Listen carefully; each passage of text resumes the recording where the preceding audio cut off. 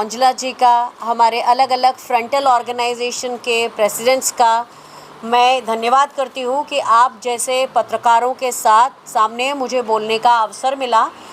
मैं एआईसीसी की पंजाब की मीडिया प्रभारी हूँ और ये हमारी जिम्मेदारी है कि जिस तरह से मुख्य धारा के मीडिया ने हमारे न्याय पत्र को लोगों के सामने नहीं लाया है, इसलिए अलग अलग जगहों पर जाकर हम अपने न्याय पत्र की बात कर रहे हैं। और मैं ख़ास तौर पे औंजला जी का बहुत धन्यवाद करती हूँ कि उन्होंने कल उत्साहित किया कि हम इस पर आज बात रखें। मैं इस बात से भी खुश हूँ कि हमारी सबसे वरिष्ठ सेवा दल की लीला वर्मा जी भी यहाँ बैठी हैं और भी महिलाएं बैठी हैं और आपके सामने हम अपनी बात रखते हैं एक ऐसे माहौल में जब सभी ने देखा कि पहले चंडीगढ़ में क्या हुआ और परसों सूरत में क्या हुआ। इस तरह से जो लोकतंत्र खत्म हो रहा है, इसके साथ साथ ये और बात है कि विपक्ष की बातें लोगों तक नहीं पहुंच रही हैं। तो जिन 5 न्यायों की बात नरेंद्र जी ने आपको बताई, वो सारी बातें मैं आपको विस्तार में बता रही हूँ, लेकिन बहुत ज़्यादा विस्तार में नहीं बताऊँगी। जो मुख्य मुद्दे हैं जिसको हमारी शिवानी दीदी हर घर में जा के लोगों को बता रही हैं, वही बातें हैं, लेकिन आपके ज़रिए वो ज़्यादा लोगों तक पहुँचेंगी, ऐसे हम उम्मीद करते हैं। पहली बात युवा न्याय की, जिसमें सरकार में जो 30 लाख रिक्तियाँ अभी खाली हैं, कांग्रेस की इंडिया गठबंधन की सरकार आएगी तो सबसे पहले वो 30 लाख पद भरे जाएंगे, जिसके बारे में भर्ती भरोसा का एक कैलेंडर कांग्रेस ने 3 दिन पहले जारी किया है। आप सभी देखिएगा कि जून के महीने में सरकार के बनने के बाद से भर्ती की शुरुआत करके और दिसंबर के आखिरी तक नियुक्ति पत्र तक का एक जॉब कैलेंडर बनाया गया है। तो हम जो बात कहते हैं वो करके दिखाते हैं और उसका हमने प्रमाण 3 दिन पहले फिर से दिया है। जो युवा है, हर युवा जो 25 साल तक की उम्र का होगा और जो ग्रेजुएट होगा, उसको पहली नौकरी यानी अप्रेंटिसशिप फ्री नहीं, पहली नौकरी उसे दी जाएगी, चाहे वो प्राइवेट में हो चाहे वो सरकारी हो। तो उसके पास एक जॉब का अनुभव आएगा और उसका फिर वो फ़ायदा आगे चल के स्किल के रूप में उठा सकता है। एक बात उनके लिए जो कोरोना काल में निकले गिग वर्कर्स, जिन्होंने जब काम करना शुरू किया तो उनके लिए कोई सामाजिक न्याय की व्यवस्था नहीं है, तो हमने ये बात की है कि गिग वर्कर्स के लिए भी हम पॉलिसी बनाएंगे और उन्हें सामाजिक सुरक्षा दी जाएगी। एक युवा रोशनी नाम का प्रोजेक्ट है जिसमें 5,000 करोड़ का स्टार्टअप फंड होगा। 40 साल से कम के लोग इसका फ़ायदा उठा सकेंगे। और एक सबसे ख़ास बात कि एक युवा जो सपने देखता है और जब वो अपनी भर्ती परीक्षा के लिए पहुंचता है और वहां जाके उसे पता चलता है कि पेपर लीक हो गया, तो इस पेपर लीक के खिलाफ हम एक कानून बनाएंगे, जिसकी बात हमने युवा न्याय में की है। अब बात करते हैं नारी न्याय की, जिसमें हमारी चूँकि हिमाचल प्रदेश में और कर्नाटक की सरकारों ने गृहलक्ष्मी योजना और उससे पहले नारी सशक्तिकरण योजना के तहत महिलाओं को 1,500 रुपये और 2,000 रुपये प्रति माह देने की बात की है। जब महिलाओं के हाथ में हमारा इस बार जो हमारा न्याय की जो बात है, इसमें 8,500 रुपये प्रति माह आएगा, तो ये पैसा हमारी अर्थव्यवस्था का चक्का चलाने के काम आएगा। और जब महिला के हाथ में पैसे होंगे तो कंजम्पशन होगा और जिससे अर्थव्यवस्था आगे बढ़ेगी। पहली हमारी बात यह है और ये महालक्ष्मी योजना है। दूसरी बात यह है कि 50% आरक्षण महिलाओं को सरकारी नौकरी में मिलेगा। एक उदाहरण आपको हमारी इस बात का प्रमाण के रूप में मैं अपना देना चाहती हूँ। 1992 में नरसिम्हा राव जी की सरकार थी, कांग्रेस की सरकार थी। पहली बार डॉक्टर्स के अलावा महिला अधिकारियों को सेनाओं में जगह दी गई थी। और उसके बाद जब अटल बिहारी वाजपेयी जी की सरकार 2004 तक रही, उन्होंने जिस तरह से दूसरे लोगों के लिए ओल्ड पेंशन स्कीम बंद कर दी थी, उसी तरह महिला अधिकारियों के लिए भी पेंशन का अधिकार छीन लिया गया था। तो 2007 में जब यूपीए की सरकार थी, महिला अधिकारी उस लेवल पर पहुंची जब उनको रिटायरमेंट के लिए रिलीज ऑर्डर दे दिया गया और कोर्ट में गए, तो कोर्ट में केस जीतने के बाद भी army, navy, air force supreme court में जाना चाहते थे। उस समय महिला अधिकारी राहुल गांधी जी से मिली और उन महिला अधिकारियों को पेंशन का अधिकार मिला। तो मैं उन महिला अधिकारियों में से हूँ जिनको 2010 में पेंशन का अधिकार यूपीए की सरकार में मिला था। तो ये बताना दोबारा मैं ज़रूरी समझती हूँ कि कांग्रेस जो कहती है वो करके दिखाती है। इसलिए जब हम कहते हैं कि 50% आरक्षण हम महिलाओं को सरकारी नौकरी में देंगे तो हम उसे पूरा करेंगे। आप सब ज़रा सोच कर देखिएगा कि वर्किंग वुमेन हॉस्टल किस सरकार ने बनाए हैं आज तक। तो वर्किंग वुमेन हॉस्टल जो भी आपने देखे हो, अगर कोई मुझे एजुकेट कर दे कि बीजेपी सरकार ने भी एक आध वर्किंग वुमेन हॉस्टल कभी बनाया है तो मैं उसकी शुक्रगुजार रहूँगी। लेकिन हमने ये और बात की है कि जो वर्किंग वुमेन है उनके लिए हम हॉस्टल्स की संख्या दुगना करेंगे। गांवों के लेवल पर एक पंचायत में उनके लिए अधिकार मैत्री बनाई जाएगी, जिससे कि अगर वो महिला पुलिस के सामने भी अपनी बात ना कह सकें तो कम से कम अधिकार मैत्री उनका एक ऐसा जगह होगी जहां पे वो अपनी बातें कह सकती हैं और अपने लिए कानूनी प्रावधान ढूंढ सकती हैं। तो ये महिलाओं के लिए नारी न्याय की बात है। इसके बाद बात आती है किसानों की। आपने कईयों बार सुना है, कांग्रेस ने ये पहले भी कहा है और बार बार कहा है कि हम एमएसपी को कानूनी अधिकार बनाएंगे, पहली बात। लेकिन उससे भी ज़रूरी बात यह है कि आज किसानी के उपकरण पर, खाद पर, पेस्टिसाइड्स पर, अलग अलग इक्विपमेंट के ऊपर 4% से लेके 28% तक का टैक्स लगता है। कांग्रेस ने वादा किया है कि अगर हमारी सरकार बनती है तो हम टैक्स फ्री खेती करेंगे, किसानों के किसी भी काम में टैक्स नहीं लिया जाएगा। एक और बात ये बहुत इम्पॉर्टेंट है, अगर फसल का ख़राब होती है तो मुआवजा 30 दिन के अंदर डायरेक्ट बैंक ट्रांसफ़र से मिलेगा। एक अच्छी आयात और निर्यात की नीति हम चर्चा करके बनाएंगे, स्टेक होल्डर से चर्चा करके बनाएंगे, जिससे कि सरकार किसी औचक फैसला ना ले कि अगर कोई फसल हमारे यहाँ ज़्यादा है उसका हम इम्पोर्ट ना करें, इस तरह की नीति। और एक और बहुत ज़रूरी बात, कांग्रेस ने हमेशा किसानों का कर्ज माफ़ किया है, लेकिन इस बार हम एक कदम आगे जाके ये कह रहे हैं कि हम एक आयोग बनाएंगे जो और भी सिस्टमैटिक तरीके से कर्ज माफ़ी का जो प्रावधान है उसे पूरा करेगा।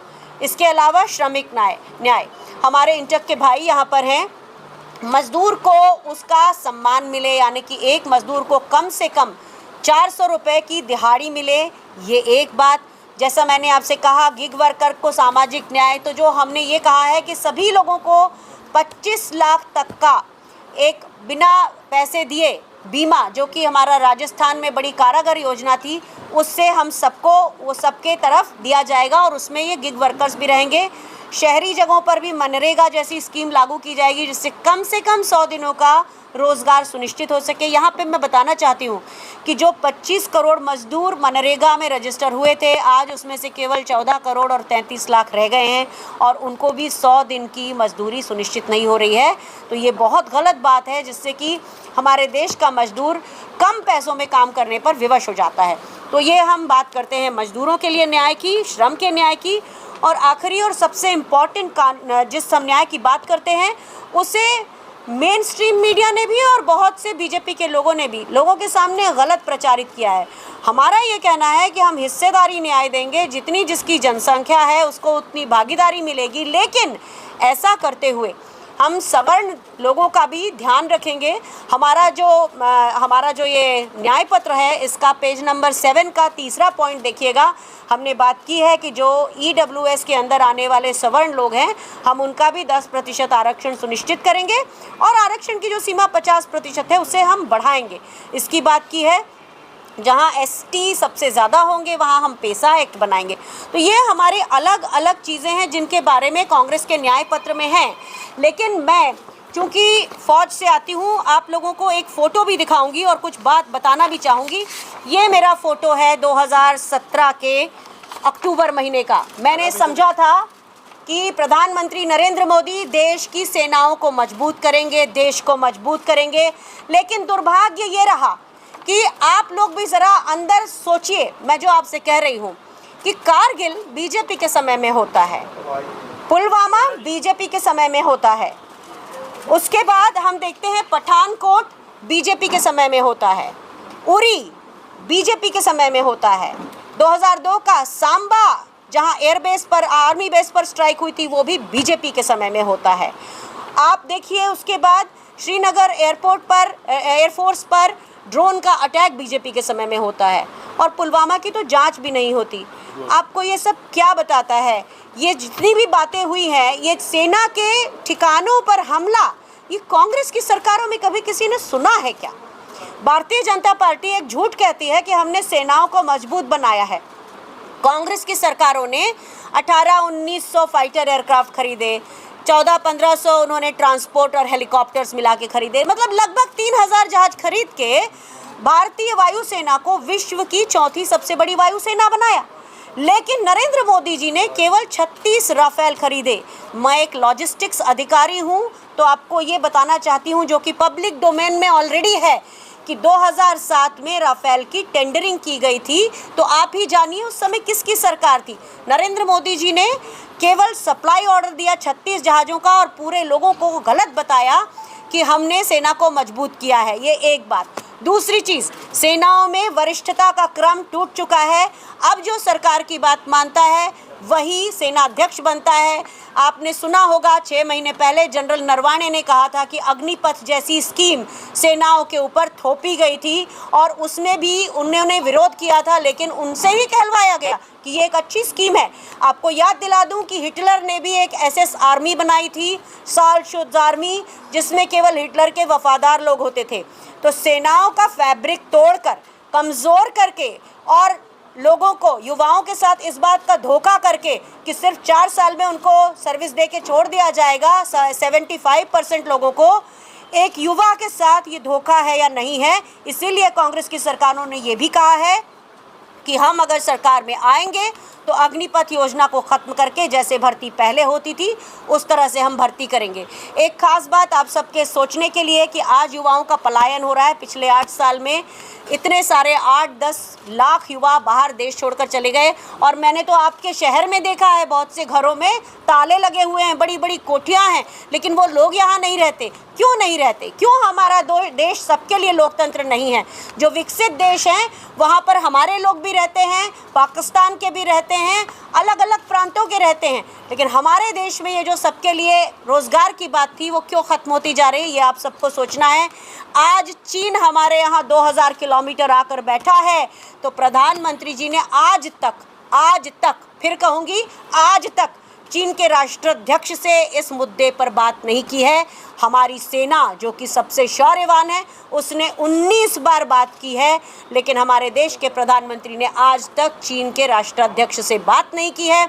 हमारे विदेश मंत्री ने 1.5 बार बात की है, रक्षा मंत्री ने 2 बार बात की है, लेकिन दूसरी बार जब 2023 में बात की तो क्या बातचीत हुई इसका ब्यौरा आप लोगों को नहीं बताया गया। इन सारी बातों के मद्देनज़र मेरा ये कहना है कि छद्म राष्ट्रवाद की सरकार जिसने लोकतंत्र को खतरा कर दिया है, सूरत की घटना ये बहुत साफ बताती है, और जिसने हर तरह से इस देश को कमज़ोर करने की कोशिश की है। पंजाब के लोगों से मैं अपील करती हूँ, आप अपनी पंजाबियत बरकरार रखना चाहते हैं, आप जिस धर्म का पालन करना चाहते हैं उसे बरकरार रखना चाहते हैं, तो इस देश के अलग अलग रंगों को हमको सम्मान करना सीखना पड़ेगा। और भारतीय जनता पार्टी जिस तरह से एक चश्मे से सबको देखती है उस तरह से वो हमारी संस्कृति भी ख़त्म कर रही है। ये कह के मेरी बात ख़त्म होती है। पहले सुओ मोटो जो हमने जिस मुद्दे पर बात की है उस पर आपके कोई भी सवाल होंगे उनका स्वागत होगा।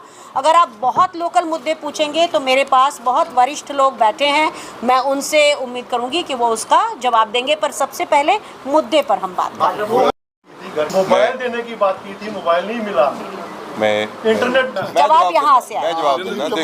देखो ਜਿਹੜੀ ਚੀਜ਼ ਨਹੀਂ ਕਰ ਸਕੇ ਉਹਦਾ ਜਵਾਬ 2022 ਚ ਦੇ ਚੁੱਕੇ ਨੇ। ਉਹ ਇਲੈਕਸ਼ਨ ਸੀ CM ਦੀ, ਮੁੱਖ ਮੰਤਰੀ ਦੀ। ਇਹ ਇਲੈਕਸ਼ਨ ਹੈ PM ਦੀ, ਦੇਸ਼ ਦੇ ਪ੍ਰਾਈਮ ਮਿਨਿਸਟਰ ਦੀ। ਇਹਦਾ ਤੇ ਉਹਦਾ ਬਖਰੇਵਾ ਆ। ਹਾਂ, ਉਹਦੀਆਂ ਗਲਤੀਆਂ ਜਿਹੜੀਆਂ ਸੀ ਉਹਦੀ ਸਜ਼ਾ ਕਾਂਗਰਸ ਭੁਗਤ ਚੁੱਕੀ ਹੈ। ਔਰ ਹੁਣ ਜਿਹੜੀ ਗੱਲ ਹੋਣੀ ਆ ਉਹ ਕਨਸਟੀਟਿਊਸ਼ਨ ਬਚਾਉਣ ਦੀ ਗੱਲ।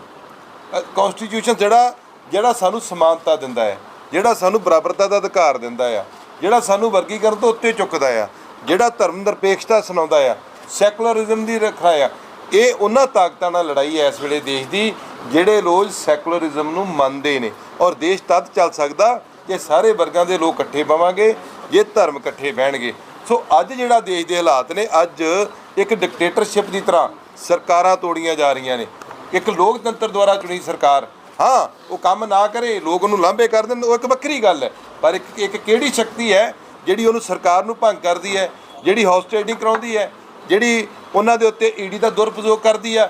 ਅੱਜ ਨਿਆਂ ਪ੍ਰਣਾਲੀ ਦੇ ਉੱਤੇ ਦੁਰਪਯੋਗ, ਕਾਰਜ ਪ੍ਰਣਾਲੀ ਦੇ ਉੱਤੇ ਦੁਰਪਯੋਗ, ਅੱਜ ਵਿਧਾਨ ਪਾਲਕਾਂ ਨੂੰ ਖਤਮ ਕੀਤਾ ਜਾ ਰਿਹਾ। ਪਹਿਲੀ ਵਾਰ ਹੋਇਆ ਕਿ ਸਾਰੇ ਮੈਂਬਰ ਪਾਰਲੀਮੈਂਟ ਸਸਪੈਂਡ ਕਰ ਦਿੱਤੇ ਗਏ ਹੋਣ। ਤੁਸੀਂ ਉਹਨਾਂ ਚੀਜ਼ਾਂ ਨੂੰ ਵੇਖੋ। ਜਿਹੜੀ ਅੱਜ ਲੜਾਈ ਹੈ, ਅੱਜ ਇੱਕ ਫਿਰਕਾ ਪ੍ਰਸਤ ਦੇ ਨਾਲ ਲੜਾਈ ਲੜੀ ਜਾ ਰਹੀ ਹੈ। ਉਹ ਤਾਕਤ ਜਿਹੜੀ ਵੰਡੀਆਂ ਪਾ ਰਹੀ ਹੈ। ਮਣੀਪੁਰ ਦੀ ਘਟਨਾਵਾਂ ਨੂੰ ਕੀ ਕਹੋਗੇ? ਇੱਕ ਪ੍ਰਾਈਮ ਮਿਨਿਸਟਰ ਬਿਆਨ ਨਾ ਦੇਵੇ। ਅੱਜ ਇੱਕ ਸਟੇਟ ਦੀ ਇਲੈਕਸ਼ਨ ਦੇ ਮੁੱਦਿਆਂ ਨੂੰ ਇੱਕ ਉਹਨਾਂ ਮੁੱਦਿਆਂ ਨਾਲ ਜਾਈਏ। ਅੱਜ ਉਹ ਮੁੱਦੇ ਜਿਹੜੇ ਨੇ ਉਹਦੀ ਜਿਹੜਾ ਲੋਕਾਂ ਨੇ ਫੈਸਲਾ ਕਰਨਾ ਸੀ ਉਹ 2022 'ਚ ਦੇ ਕੇ ਉਹਨਾਂ ਲੋਕਾਂ ਨੇ ਜਿਨ੍ਹਾਂ ਨੇ ਗਲਤੀ ਕੀਤੀ ਸੀ, ਗਲਤ ਫੈਸਲੇ ਦਿੱਤੇ ਸੀ, ਉਹ ਸਾਡੇ ਤੋਂ ਪਾਰਟੀ ਵੀ ਛੱਡ ਕੇ ਚਲੇ ਗਏ ਨੇ। ਤੇ ਕਾਂਗਰਸ ਪਾਰਟੀ ਹਮੇਸ਼ਾ ਦੇਖੋ, ਜਦੋਂ ਦੇਸ਼ ਦੀ ਆਜ਼ਾਦੀ ਤੋਂ ਪਹਿਲੇ ਦਾ ਇਤਿਹਾਸ ਵੇਖ ਲਓ, ਬਾਅਦ 'ਚ ਵੇਖ ਲਓ, ਅੱਜ ਵੇਖ ਲਓ, ਜਦੋਂ ਵੀ ਲੋੜ ਪਈ ਬਾਬਾ ਸਾਹਿਬ ਭੀਮ ਰਾਓ ਅੰਬੇਦਕਰ ਜੀ ਨੇ ਜਿਹੜਾ ਸੰਵਿਧਾਨ ਬਚਾਇਆ, ਜਿਹੜਾ ਸੰਵਿਧਾਨ ਹੈ ਉਹਨੂੰ ਬਚਾਉਣ ਵਾਸਤੇ ਕਾਂਗਰਸ ਪਾਰਟੀ ਹਮੇਸ਼ਾ ਅੱਗੇ ਆਈ ਆ। ਆ ਜਿਹੜੀ ਨਿਆਂ ਯਾਤਰਾ ਹੋ ਰਹੀ ਹੈ 5000 ਕਿਲੋਮੀਟਰ ਤੁਰਨ ਤੋਂ ਬਾਅਦ, ਇਹ ਚੀਜ਼ਾਂ ਰਾਹੁਲ ਗਾਂਧੀ ਜੀ ਨੇ ਆਪਣੇ ਲੋਕਾਂ ਦੇ ਸੁਝਾਅ ਦੇ ਨਾਲ ਇਹ ਚੀਜ਼ਾਂ ਲੈ ਕੇ ਆਏ ਨੇ, ਕੋਈ ਅੰਦਰ ਬਹਿ ਕੇ ਨਹੀਂ ਬਣਾਈਆਂ। ਨਾਰੀ ਦੀ ਗੱਲ ਕਰੀਏ ਤਾਂ ਨਾਰੀ ਨੂੰ 50% ਜਿਹੜੀਆਂ ਸੀਟਾਂ ਜਿਹੜੀਆਂ ਨੇ ਐਮਪੀ ਦੀਆਂ ਕਿਉਂ ਦਿੱਤੀਆਂ ਗਈਆਂ ਜੀ? ਦੇਖੋ ਮੈਂ ਉਹਨਾਂ ਨੇ ਕਿਹਾ ਸਰਕਾਰੀ ਦੇਖੋ ਸਰਕਾਰੀ ਦੇਖੋ ਸਰਕਾਰੀ ਨੌਕਰੀਆਂ ਦੀ ਗੱਲ ਕੀਤੀ ਗਈ ਆ। ਔਰ ਅੱਜ ਵੀ ਦੇਖੋ ਬਣਦਾ ਹੱਕ ਅੰਮ੍ਰਿਤਸਰ ਪੰਜਾਬ ਦੇ ਵਿੱਚ 2 ਸੀਟਾਂ ਅੱਜ ਹੁਣ ਅਜੇ ਅਨਾਉਂਸ ਹੋਈਆਂ ਨੇ, ਜੇ ਬਾਕੀ ਅਜੇ ਅਨਾਉਂਸ ਹੋਣੀਆਂ ਨੇ। ਤੁਸੀਂ ਤਦ ਗੱਲ ਕਰੋ ਜਦੋਂ ਅਨਾਉਂਸ ਸਾਰੀ ਸੀਟ ਹੋ ਜਾਏਗੀ, ਫਿਰ ਆਪਾਂ ਇਹਦੇ ਤੇ ਚਰਚਾ ਕਰ ਲਾਂਗੇ। ਜਿਹੜਾ ਮੇਨ ਮੁੱਦਾ ਹੈ, ਜਿਹੜਾ ਫਿਰਕਾ ਪ੍ਰਸਤੀ ਦਾ ਮੁੱਦਾ ਹੈ, ਅੱਜ ਉਹਦੇ ਤੇ ਸੋਚਣ ਦੀ ਲੋੜ ਹੈ। ਅੱਜ ਅਸੀਂ ਉਹ ਸ਼ਹਿਰ 'ਚ ਰਹਿ ਰਹੇ ਹਾਂ ਜਿਸ ਹਰਿਮੰਦਰ ਸਾਹਿਬ ਦੀ ਨਹੀਂ ਸੰਤ ਮੀਆਂ ਵੀ ਨੇ ਰੱਖੀ ਸੀ। ਅੱਜ ਗੁਰੂ ਨਾਨਕ ਦੀ ਸੋਚ ਨੂੰ ਸੋਚਣ ਦਾ ਮੁੱਦਾ ਹੈ ਕਿ ਉਹ ਬਚ ਰਹੀ ਹੈ। ਮਣੀਪੁਰ ਦੀ ਘਟਨਾਵਾਂ ਨੂੰ ਕਿੱਥੇ ਵੇਖੋਗੇ? ਕੀ ਵੇਖਦੇ ਜੇ? ਕਿੱਥੇ ਚਿਹਰਾ ਆਪਣਾ? ਅੱਜ ਉਹ ਸੌਰਤ ਦਾ ਚਿਹਰਾ ਕਿੱਥੇ? ਹਾਥਰਸ ਦੀ ਘਟਨਾ ਨੂੰ ਕਿੱਥੇ ਕਰਕੇ ਵੇਖਾਂਗੇ ਆਪਾਂ? ਅੱਜ ਜਿਹੜੀ ਸਰਕਾਰ ਲੋਕਤੰਤਰ ਦੁਆਰਾ 50% ਲੇਡੀ 'ਚ ਘੱਟ ਵੱਧ ਹੋਣਗੀਆਂ ਆਬਾਦੀ ਦੇ ਲਿਹਾਜ਼ ਨਾਲ, ਉਹਨਾਂ ਦੁਆਰਾ ਚੁਣੀ ਸਰਕਾਰ ਤੋੜ ਦਿੱਤੀ ਜਾਂਦੀ ਹੈ। ਉਹਦਾ ਜਵਾਬ ਕੀ ਹੈ ਆਪਣੇ ਕੋਲ ਜੀ? ਉਹ ਅਸੀਂ ਤਾਂ ਉਸ ਤਾਕਤ ਨਾਲ ਲੜਨਾ ਚਾਹੁੰਦੇ ਜਿਹੜੀ ਸਰਕਾਰਾਂ ਤੋੜਦੀ ਹੈ। ਜਿਹੜੀ ਧਰਮ ਦੇਖੋ, ਧਰਮ ਦੇ ਅਧਿਆਤਮਕਤਾ ਦੇ ਤੌਰ ਤੇ ਹਰ ਬੰਦਾ ਧਾਰਮਿਕ ਨਾਲ ਕਿਤੇ ਨਾ ਕਿਤੇ ਜੁੜਿਆ ਹੁੰਦਾ ਹੈ, ਵਰਗਾਂ ਨਾਲ ਜੁੜਿਆ ਹੁੰਦਾ ਹੈ, ਭਾਸ਼ਾ ਨਾਲ ਜੁੜਿਆ ਹੁੰਦਾ ਹੈ। ਪਰ ਜਦੋਂ ਆ ਕੇ ਗੱਲ ਲੱਗਦੀ ਹੈ ਕਿ ਅਸੀਂ ਇਸ ਦਫ਼ਤਰ 'ਚੋਂ ਘਰ 'ਚੋਂ ਬਾਹਰ ਨਿਕਲਣਾ ਹੈ, ਸਾਨੂੰ ਅਧਿਕਾਰ ਕੌਣ ਦਿੰਦਾ ਹੈ? ਕੌਨਸਟੀਟਿਊਸ਼ਨ। ਗੱਡੀ ਕਿੱਥੇ ਖੜੀ ਕਰਨੀ ਹੈ? ਤੁਹਾਡਾ ਚਲਾਨ ਹੋ ਜਾਣਾ। ਕਿਉਂਕਿ ਸੰਵਿਧਾਨ ਮੁਤਾਬਕ, ਕਾਨੂੰਨ ਮੁਤਾਬਕ ਤੁਸੀਂ ਨਹੀਂ ਠੀਕ। ਕੋਈ ਝਗੜਾ ਹੋ ਗਿਆ ਕਿਹਦੇ ਕੋਲ ਜਾਂਦੇ ਆ? ਅਸੀਂ ਥਾਣੇ 'ਚ ਜਾਂਦੇ ਹਾਂ। ਨਿਆਂ ਪ੍ਰਣਾਲੀ ਹੈ, ਜਦੋਂ ਉਹਨੂੰ ਤੋੜ ਦਿੱਤਾ ਜਾਂਦਾ ਛੋਟੇ ਵੀਰ, ਮੁੜ ਕੇ ਕੁਛ ਨਹੀਂ ਬਚਣਾ। ਆਹ ਜਿਹੜੀ ਇਲੈਕਸ਼ਨ ਹੈ, ਇਹ ਇਲੈਕਸ਼ਨ ਦੇ ਵਿੱਚ ਜਿਹੜਾ 400 ਪਾਰ ਪਤਾ ਉਹਨਾਂ ਦੀ ਮਨਸ਼ਾ ਕੀ ਹੈ? ਉਹਨਾਂ ਦੇ ਲੋਕ ਕੀ ਕਹਿ ਰਹੇ ਨੇ ਕਿ ਅਸੀਂ ਰਿਜ਼ਰਵੇਸ਼ਨ ਵੀ ਖਤਮ ਕਰ ਦੇਣੀ ਹੈ, ਅਸੀਂ ਸੰਵਿਧਾਨ ਬਦਲਣਾ ਹੈ। ਕਿ ਅੱਜ ਦੇਸ਼ ਉਸ ਪੋਜੀਸ਼ਨ 'ਚ ਹੈ? ਅੱਜ ਭੁੱਖਮਰੀ 'ਚ ਅਸੀਂ 106ਵੇਂ ਨਾਂ 'ਤੇ, ਅੱਜ ਪਰ ਕੈਪੀਟਲ ਇਨਕਮ 'ਤੇ ਅਸੀਂ 143ਵੇਂ ਥਾਂ 'ਤੇ। ਕਿੱਥੇ ਗਿਆ ਦੇਸ਼? ਅੱਜ ਮਹਿੰਗਾਈ ਲੱਕ ਤੋੜ ਰਹੀ ਲੋਕਾਂ ਦਾ। ਆ ਰੇਤਾ ਕਿੱਥੇ ਵਿਕ ਰਹੀ? ਅੱਜ ਮਹਿੰਗਾਈ ਲੱਕ ਤੋੜ ਰਹੀ। ਪੈਟਰੋਲ ਡੀਜ਼ਲ ਦੀ ਗੱਲ ਕਰ ਲਓ, ਨਹੀਂ ਨੈਸ਼ਨਲ ਮੁੱਦਿਆਂ ਦੀ ਆਪਾਂ ਗੱਲ ਕਰ ਲਈਏ, ਸਟੇਟ ਦੀ ਰਹਿਣ ਦਿਓ ਤੁਸੀਂ। ਅੱਜ ਡੀਜ਼ਲ ਪੈਟਰੋਲ ਕਿੱਥੇ ਹੈ? ਅੱਜ ਆਰਥਿਕ ਵਿਵਸਥਾ ਸਾਡੀ ਕਿੱਥੇ ਹੈ? GDP ਸਾਡੀ ਕਿੱਥੇ ਗਈ ਹੈ? ਅੱਜ ਲੋੜ ਹੈ ਪਬਲਿਕ ਸੈਕਟਰ ਯੂਨਿਟ ਸਾਡੇ ਸਾਰੇ ਦੇਸ਼ ਦੇ ਵੇਚ 'ਤੇ। ਜਿਹੜਾ ਬੱਚਾ, ਜਿਹੜਾ ਪਰਿਵਾਰ ਘਰ ਵੇਚ ਕੇ ਤਰੱਕੀ ਕਰੇ, ਕੋਠੀਆਂ ਬਣਾਵੇ, ਉਹਨੂੰ ਤਰੱਕੀ ਨਹੀਂ ਗਿਣੀ ਜਾਂਦੀ। ਉਹਨੂੰ ਲੋਕ ਉੱਥੇ ਰਿਸ਼ਤਾ ਕਰਨ ਲੱਗੇ ਵੀ ਸੋਚਦੇ ਆ। ਪਰ ਜਿਹੜਾ ਪਰਿਵਾਰ 1 ਤੋਂ 2 4 ਬਿਜ਼ਨਸ ਖੜੇ ਕਰਦਾ, ਲੋਕ ਕਹਿੰਦੇ ਹਾਂ ਭਈ ਧੀ ਪੁੱਤ ਕੋਈ ਸਾਂਝ ਲੱਭਣੀ ਹੈ, ਇਹੋ ਜਿਹੀ ਰਿਸ਼ਤੇਦਾਰੀ ਬਣਾਓ। ਸੋ ਅੱਜ ਦੇਸ਼ ਨੂੰ ਵੇਚ ਦਿੱਤਾ ਗਿਆ ਅਡਾਨੀਆਂ ਬਾਨੀਆਂ ਦੇ ਹੱਥਾਂ 'ਚ, ਵੱਡੇ ਸਰਮਾਏਦਾਰਾਂ ਦੇ ਹੱਥਾਂ 'ਚ। ਅੱਜ ਲੋੜ ਹੈ ਸਾਰਿਆਂ ਨੂੰ, ਜਿਹੜੇ ਲੋਕ ਕੌਨਸਟੀਟਿਊਸ਼ਨ ਨੂੰ ਮੰਨਦੇ ਨੇ, ਜਿਹੜੇ ਲੋਕ ਚਾਹੁੰਦੇ ਕਿ ਅਸੀਂ ਇੱਕ ਫੁਲਵਾੜੀ ਦੀ ਤਰ੍ਹਾਂ ਰਹੀਏ, ਸਾਰੇ ਲੋਕ ਮਿਲ ਕੇ ਰਹੀਏ। ਅੱਜ ਲੋੜ ਹੈ ਉਸ ਤਾਕਤ ਦੇ ਵਿਰੁੱਧ ਖੜੇ ਹੋਣ ਦੀ। ਔਰ ਅੰਮ੍ਰਿਤਸਰ ਔਰ ਪੰਜਾਬ ਇੱਕ ਮੁੱਠ ਹੋ ਕੇ ਉੱਤੇ ਲੜਾਈ ਲੜਦਾ। ਅੱਜ ਕਿਸਾਨ 700 ਮਾਰਿਆ ਗਿਆ, ਕਿਸੇ ਨੂੰ ਜਵਾਬ ਦਿਓ, ਹੈ ਕੋਈ ਇੱਕੋ ਜਵਾਬ? ਕਿਸਾਨ ਦੇ ਨਾਲ ਮਜ਼ਦੂਰ ਤੜਫਦਾ। ਅੱਜ ਕਿਸਾਨਾਂ ਨੇ ਐਸੈਂਸ਼ੀਅਲ ਕਮੋਡਿਟੀ ਐਕਟ, ਕਿਹਦਾ ਐਕਟ ਸੀ? ਬੇਜ਼ਮੀਨੇ ਲੋਕਾਂ ਨੂੰ, ਉਹਨਾਂ ਨੇ ਬੇਜ਼ਮੀਨੇ ਲੋਕਾਂ ਨੂੰ ਜਿੰਨਾ ਕੋਈ ਮਹਿੰਗਾ ਸਮਾਨ ਮਿਲਣਾ ਸੀ, ਉਹਦੀ ਲੜਾਈ ਕਿਸਾਨਾਂ ਨੇ ਲੜੀ ਸੀ। ਸੋ ਅੱਜ ਲੋੜ ਹੈ ਉਹਨਾਂ ਮੁੱਦਿਆਂ 'ਤੇ ਧਿਆਨ ਦੇਣ ਦੀ, ਜਿਹੜੇ ਮੁੱਦਿਆਂ ਦੇ ਨਾਲ ਉਹਨਾਂ ਨੇ ਪ੍ਰੈਸ ਦੀ ਆਜ਼ਾਦੀ ਵੀ ਖੋਈ ਹੈ। ਤੁਸੀਂ ਆਪ ਇਸ ਗੱਲ ਨੂੰ ਚੰਗੀ ਤਰ੍ਹਾਂ ਜਾਣਦੇ ਜੇ, ਕਿਸ ਤਰੀਕੇ ਦੇ ਨਾਲ ਪ੍ਰੈਸ ਨੂੰ ਦਬਾਇਆ ਜਾ ਰਿਹਾ, ਕਿਸ ਤਰੀਕੇ ਦੇ ਨਾਲ ਉਹਨਾਂ 'ਤੇ ਮਤਲਬ ਅਤਿਆਚਾਰ ਕੀਤਾ ਜਾ ਰਿਹਾ। ਮੌਜੂਦਾ ਜਸਟਿਸ ਬਾਹਰ ਆ ਕੇ ਕਹਿਣ ਸੁਪਰੀਮ ਕੋਰਟ ਦੇ ਕਿ ਸਾਡੇ 'ਤੇ ਦਬਾਅ ਆ। ਇਸ ਤੋਂ ਵੱਡੀ ਕਿਹੜੀ ਸਰਕਾਰ ਹੋ ਸਕਦੀ ਨਿਕੰਮੀ? ਸੋ ਇਸ ਕਰਕੇ ਆ ਜਿਹੜੀ ਨਿਆਂ ਹੱਥ ਬਦਲੇਗਾ ਹਾਲਾਤ, ਇਹ ਇੱਕ ਮਜ਼ਦੂਰੀ ਕਰਕੇ ਕਹਿ ਸਕਦੇ ਜੇ, ਇੱਕ ਜ਼ਮੀਨ 'ਤੇ ਉਤਰ ਕੇ ਬਣਾਇਆ ਹੋਇਆ ਚੋਣ ਮਨੋਰਥ ਪੱਤਰ ਹੈ। ਔਰ ਇਹਦੇ 'ਤੇ ਕਾਂਗਰਸ ਪਾਰਟੀ पूरी तरह कायम रहेगी। कांग्रेस पार्टी ने कोई एक एक सवाल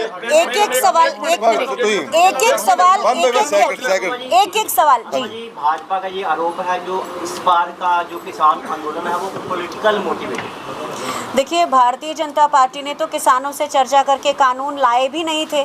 भारतीय जनता पार्टी के जो उस समय कृषि मंत्री थे, उन्होंने किसानों से बात करने के बजाय अपने सेक्रेटरीज को भेज दिया था बात करने के लिए। तो ये बहुत समझने की बात है कि भारतीय जनता पार्टी, जिसने 700 किसानों की शहादत पर एक शब्द नहीं कहा, और प्रधानमंत्री जी ने सत्यपाल मलिक जी से कहा क्या मेरे लिए मर गए हैं, तो ऐसे लोग अगर कुछ कहते हैं तो उनके ऊपर आपको भरोसा नहीं ही करना चाहिए, एक बात। और दूसरी चीज़, मैं मानती हूँ कुछ पंजाब के लोगों को मैं देखती हूँ, उनको बड़ा बीजेपी में नयापन लगता है, और जबकि लोग बता रहे हैं कि देखिए वो खतरनाक है हमारे लोकतंत्र के लिए। क्या पंजाब के लोग सिर्फ ट्राई करने के लिए जहर खरीदना पसंद करेंगे कि चाट के देखें कैसा है? जब पंजाब की पंजाबियत ख़त्म कर देगा कोई एक ही चश्मे से देख के, क्या तब हमको सीखना पड़ेगा? तो बीजेपी की जो विचारधारा है वो जहरीली है, और उसको टेस्ट करके मत देखना। आपका इतना खूबसूरत राज्य है जिसको पूरे देश को, जिसके ऊपर फ़ख्र है, उसकी पंजाबियत, उसकी जो खूबसूरती है वो ख़त्म होगी। तो इसलिए भारतीय जनता पार्टी के प्रोपेगेंडा पर कोई भरोसा मत करें।